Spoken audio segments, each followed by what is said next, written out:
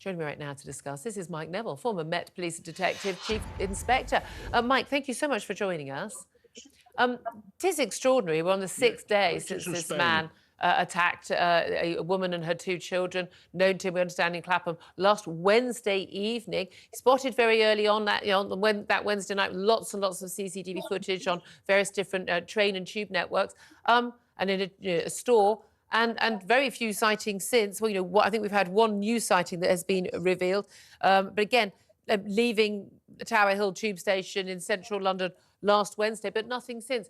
How unusual is it for someone to be on the run with police looking for them on this scale for such a serious crime and to not have been caught by the police yet?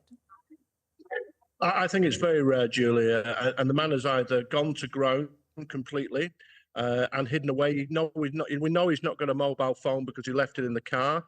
So is he not using internet or social media?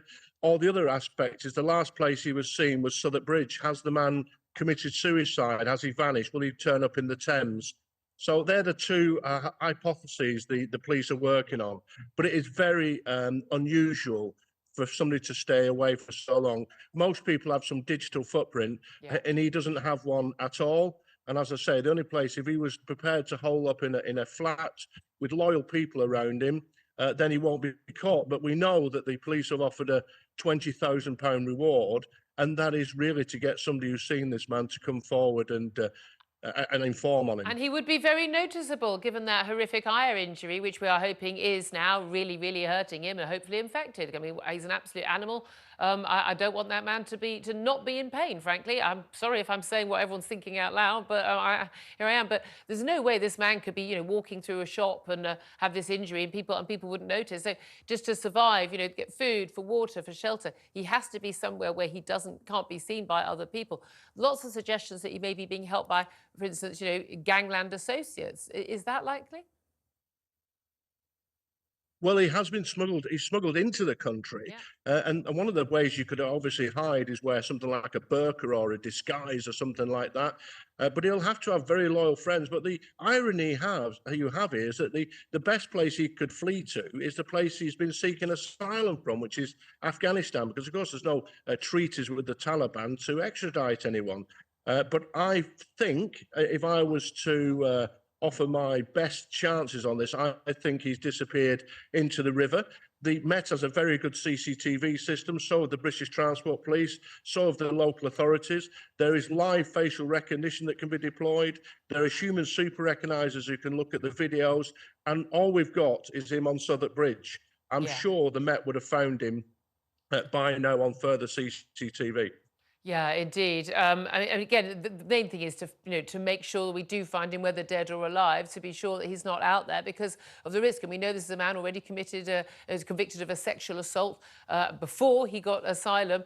Still a lot of questions to be asked. I don't think the authorities are going to be able to walk away from this one. An abject string of failures.